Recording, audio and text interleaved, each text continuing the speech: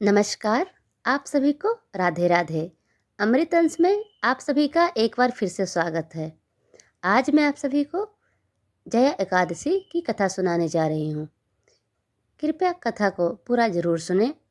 आप सभी को जया एकादशी की हार्दिक शुभकामनाएं। पद्म पुराण और भविष्य पुराण में वर्णन है कि माघ मास की एकादशी का इतना महत्व है कि इस दिन व्रत करने मात्र से ही ब्रह्म हत्या नष्ट हो जाती है और अग्निष्टोम यज्ञ का फल प्राप्त होता है।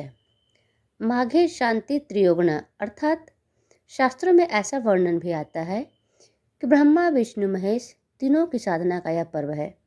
साथ ही गंगा यमुना और सरस्वती यानी ज्ञान भक्ति और वैराग्य तीनों की प्राप्ति का मास है।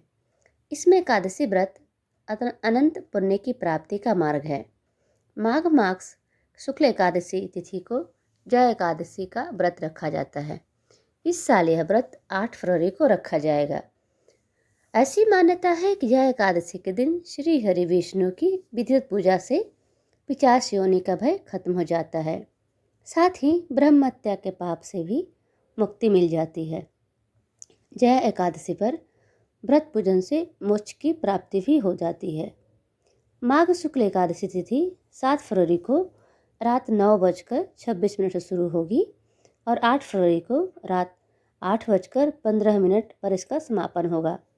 इसीलिए यह व्रत 8 फरवरी को रखा जाएगा। वहीं व्रत का पारण 9 फरवरी की सुबह किया जाएगा। एक समय की बात है, नंदन वन में उत्सव का आयोजन हो रहा था। देवता ऋषि मुनि सभी उस उत्सव में मौजूद थे। उस समय गंधर्व गा रहे थे तथा गंधर्व कन्याएं नृत्य कर रही थी। इन्हीं गंधर्वों में एक माल्यवान नामक गंधर्व था जो बहुत ही सुरीला गाता था। जितनी सुरीली उसकी आवाज़ थी उतना ही रूपवान भी था। गंधर्व कन्याओं में एक पुष्पवती नामक नृत्यांगना भी थी।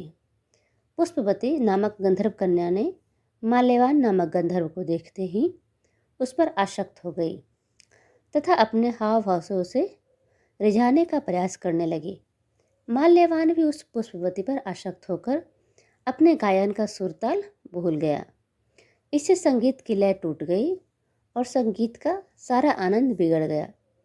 इस कृत्य से इंद्र भगवान नाराज होकर उन्हें श्राप देते हैं कि स्वर्ग से वंचित होकर मृत्युलोक में पिशाचों सा जीवन भोगो, क्योंकि तुमने संगीत जैसी पवित्र साधना का तो अपमान किया भी है, साथ ही सभा में उपस्थित गुरुजनों का भी अपमान किया है।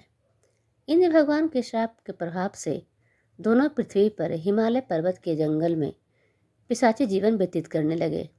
पिशाची जीवन बहुत ही कष्टदायक था। दोनों बहुत दुखी थे।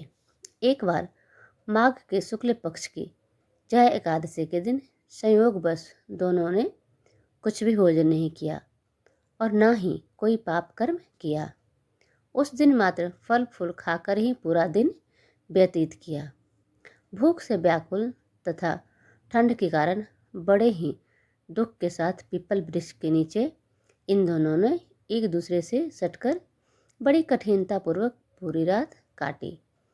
पूरी रात अपने द्वारा किए गए कृत्य पर पश्चाताप भी करते रहे और भविष्य में इस प्रकार के भूल न करने की भी ठान लिया था।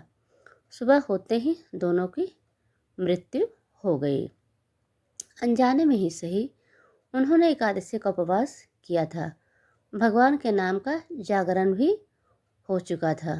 परिणाम स्वरूप प्रभु की कृपा से इनकी पिशाच योनि से मुक्ति हो गई और पुनः अपनी अत्यंत सुंदर अप्सरा और गंधर्व की देह धारण करके तथा सुंदर वस्त्रों तथा आभूषणों से अलंकृत होकर दोनों स्वर्गलोक को चले गए।